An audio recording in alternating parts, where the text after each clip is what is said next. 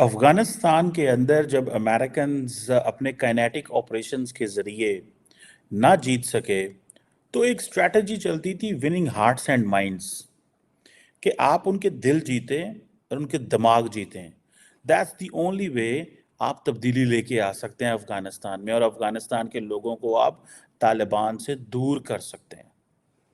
मुझे ऐसा लगता है कि यही चीज़ जो है भारत ने कश्मीर के अंदर चलाई है, कि win hearts and minds of the Kashmiri. आप देखिए बांग्लादेश चले हैं, हमसे आगे निकल गया। आप श्रीलंका चले हैं, हमसे ज़्यादा बेहतर हो गया। इसकी वजह ये है कि हम अपनी ज़ात पर तो अपनी ज़ात के लिए तो सोच रहे हैं, अपने मुल्क के लिए नहीं सोच रहे हैं। अपने मुल्क के लिए वी आर जस्ट ब्लोइंग, अपना बड़ी बड़ी बातें कर रहे हैं कि हम ये कर देंगे वो कर देंगे। थर चले हैं, अंदरूनी सिंध चले हैं, आप ठट्ठा चले हैं, लाड़काना चले हैं। वो आज से जो 200 साल पहले 300 साल पहले जो गैर तरक्की याफ्ता मुल्कों की हालत होती है ना, ये अभी भी वही है। तो वो कहते हैं यार बेहतर इस हालत तक रहने से बेहतर है कि हम इसी जगह पर रहते, दैट वाज मच बेटर।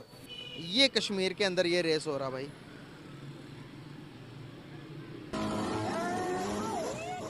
ये चेक करो।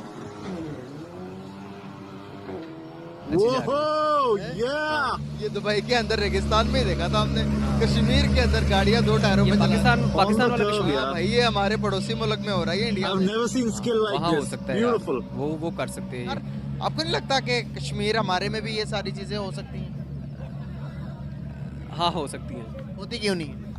अगर हमारी जो लीडरशिप है वो चाहे तो वो बहुत कुछ करने को तो बहुत कुछ कर सकती है, लेकिन हमारी लीडरशिप में अभी वो इतनी कैपेबिलिटी नहीं है।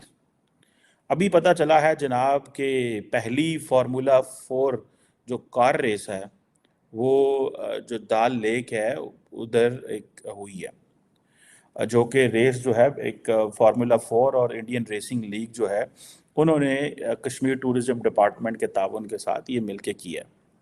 और इस देश में जिस प्रदेश में आप देखते हैं कि वहां पर पहले आए दिन पथराव होता था, लोग दहशत में रहते थे, लोगों के अंदर दहशत बसी हुई थी और वहां पर नॉर्मल जिंदगी की बहुत बड़ी बात होती थी। वहां पर नॉर्मल जिंदगी जीना इतना आसान नहीं रहता था। जी हाँ दोस्तों, मैं बात कर रहा हूँ इस समय कश्मीर की, जहां पर आज से कुछ सालों पहले आप देखते थे कि क्या हालात थे, किस तरह से आर्मी ने वहां पर कंट्रोल कर रखा था हर चीज को, और किस तरह से लोग वहां पर पत्थरबाजी और ग्रुपबाजी और जो कुछ भी आतंकवादी गतिविधि और हर चीज में वहां पर लोग दो नंबरी करने की कोशिश में लगे रहते थे, और जिसको सपोर्ट करता था हमारा पड़ोसी देश पाकिस्तान। और अब वही पाकिस्तान जब ये देखता है कि उसी जगह पर, उसी मुल्क में, उसी प्रदेश में हालात इतने बदल चुके हैं कि अब वहां पर फार्मूला 1 रेस चल रहा है, तो उनको कुछ उल्टा सीधा अपना बयानबाजी करना ही पड़ेगा। जब वहां पर लोग देखते हैं कि G20 की मीटिंग हो रही है, इंटरनेशनली उसको प्रमोट किया जा रहा है, इंटरनेशनली टूरिस्ट को बढ़ावा देने के लिए वहां पर तरह तरह के काम किए जा रहे हैं, तो उसको अब इन लोगों के हिसाब से बताया जा रहा है कि हाँ, ये कश्मीरियों का माइंड जीतने की साजिश है भारत सरकार की। तो क्या है, तो क्या है भाई? तो डेवलपमेंट किसे कहते हैं यार? यानी कि अगर मैं डेवलपमेंट कर रहा हूँ अपने देश में, तो इसका मतलब होता है कि मैं अपने लोगों का दिल जीत रहा हूँ। तो दिल जीतना और डेवलपमेंट करना क्या दोनों एक ही चीज हो गया? अगर एक ही चीज है तो उसमें कोई हर्ज नहीं है कि अगर कश्मीर में ऐसा हो रहा है, कश्मीर में फार्मूला 1 रेस हो रहा है, तो उसमें क्या ये दिल जीतने की कोशिश है? अरे ये बिल्कुल नहीं है। वहां पर इतना अच्छा लोकेशन है, सब कुछ इतना बेहतरीन है, तो वहां पर ये रेस हो रहा है, देखने में कितनी अच्छी अनुभूति हो रही है। तो भाई इसमें तुम ये क्या, तुम्हारे कहने का ये क्या मतलब निकलता है कि ये कश्मीरियों का दिल जीतना का काम किया जा रहा है? अरे ये डेवलपमेंट है सर, इसको ही डेवलपमेंट कहते हैं। हमने, हमारी सरकार ने कश्मीर को लेकर जो सोचा है उसको किया है, वो डेवलपमेंट करेंगे उसको, कश्मीर को, तो वो कर रहे हैं। अब उन्होंने तो पूरे देश में डेवलपमेंट की एक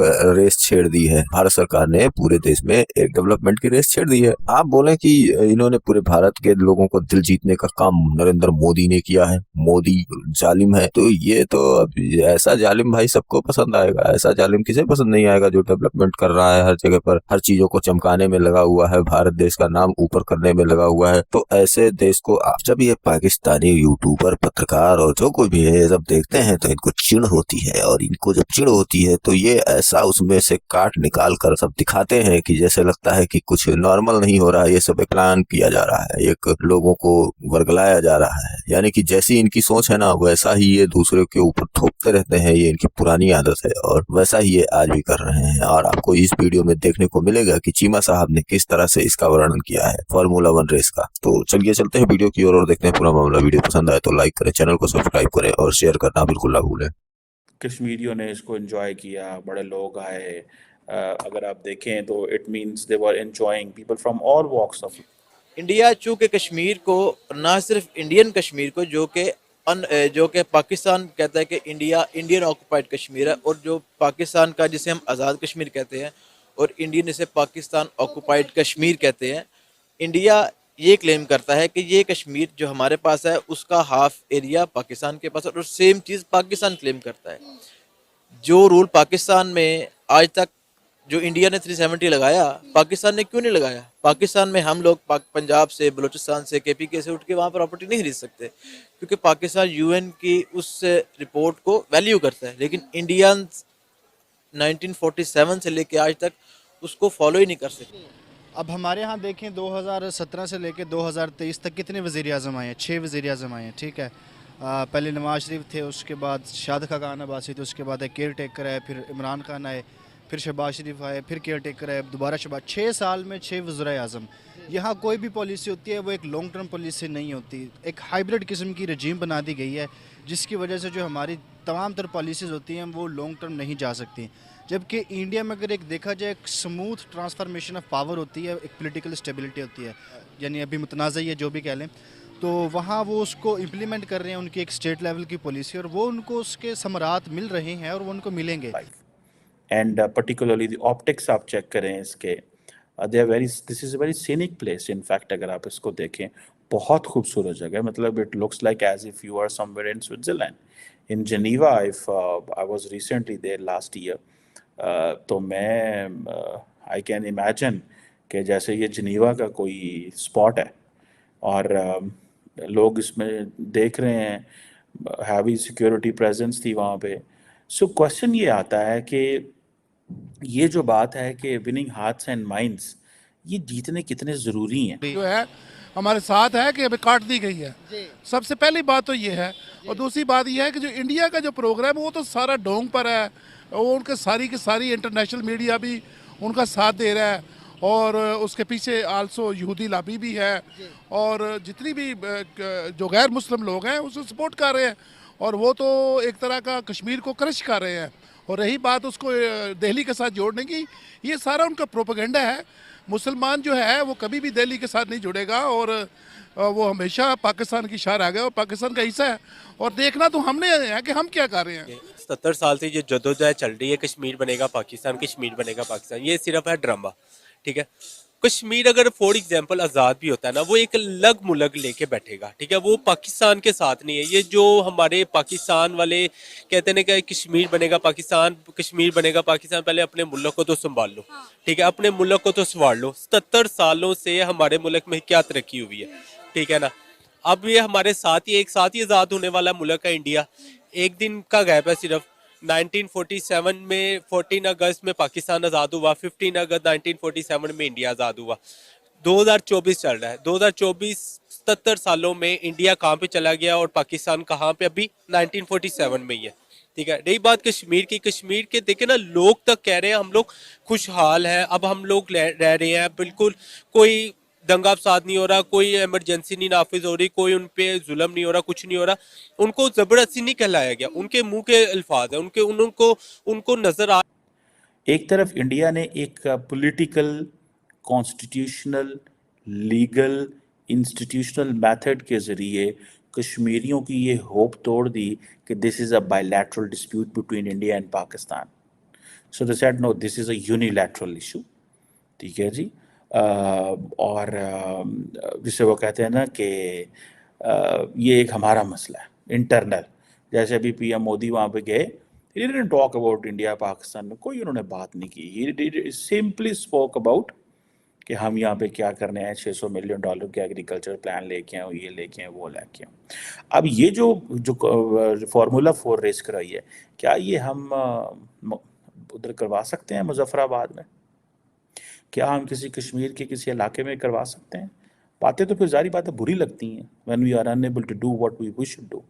बनिस्बत अगर पाकिस्तान के देखा जाए तो हमारे कम्प्लेक्स किस्म के मामलात हैं। हमारी जो गवर्नमेंट है या जो हमारी इस्टेब्लिशमेंट है, उनकी जो पुलिसेस होती हैं वो एक कन्वेंशनल टाइप की पुलिसेस हैं, और उनकी जो ज़्यादातर तवज्जो होती है वो भी एक पॉलिटिकल प्रोसेस की तरफ ही है। अभी तक उनसे गवर्नमेंट सेटल नहीं हो। हमने जब बात इंडिया की करते रहेंगे, लोगों की करते रहेंगे, हम तो इसको कश्मीर को हम अपने हाथों से तबाह कर रहे हैं। मैं ये समझता हूँ कि मेरा और आपका, हम सब का फ़र्ज़ है कश्मीर को पहले उसको सही एड्रेस करें। वो है क्या, वो हमारी शार आ गई। How we have to attract the Kashmiris. कितनी देर आप एक विक्टिम कार्ड के ऊपर लगे रहेंगे कि आपके साथ ज्यादती हुई, आपका हक खाया गया? बिल्कुल खाया गया। विक्टिम कार्ड भी वो बनता है बड़ी देर, बट अलॉन्ग विद दैट उनको कुछ दें भी तो सही ना, वहाँ पे रिसोर्सेज भी तो कन्वर्ट करें, फिर ये बात चलती है। वो कहते हैं भाईजान इनके अपने भी रिसोर्सेज पूरे नहीं हुए, इनको अभी अपना नहीं पता कि हमने सिंध में बलूचिस्तान में डेवलपमेंट करनी है तो इन्होंने क्या करना है। सो आपको वो जो जुडिशियसली रिसोर्सेज को डिस्ट्रीब्यूट करना होता है, इस तरीके से रिसोर्सेज को डिस्ट्रीब्यूट करें that at the end of the day लोग कहें भाई हाँ यहाँ पे भी पैसा लग रहा है। सिर्फ रैलियाँ ही निकलती हैं कश्मीर के हवाले से, ठीक है, और कुछ भी नहीं होता। हमारी फ़ौज जो है, जो हमारी हुकूमत है, इनको चाहिए एक्शन लें, ठीक है। हमारे जो मुजाहिदीन हैं जो शहीद होने के लिए जाते हैं, अगर ये चाहें तो सब कुछ हो सकता है। हो सकता है अगर ये हुकूमत और ये फ़ौज हमारी चाहे, ठीक है, तो मेरा नहीं ख्याल कि 5-7 दिन के अंदर कश्मीर हम उनसे वापस ले लें। ये चाहते ही नहीं है, ये फंसे हैं ये अमेरिका के बीच में, ये इनकी सियासत में सारा कुछ आपकी। आप उनसे वापस लेने जाएंगे तो क्या वो लोग आएंगे? मौजूदा जो सूरत हाल पाकिस्तान के चल रहे हैं वो देखते हुए, क्या वो कश्मीरी अपने मुल्क को छोड़कर, वो जो फैसिलिटीज़ वहाँ पर उनको मिल रही है इंडिया के गवर्नमेंट की तरफ से, वो छोड़कर हमारे पास इन हालात में आएंगे?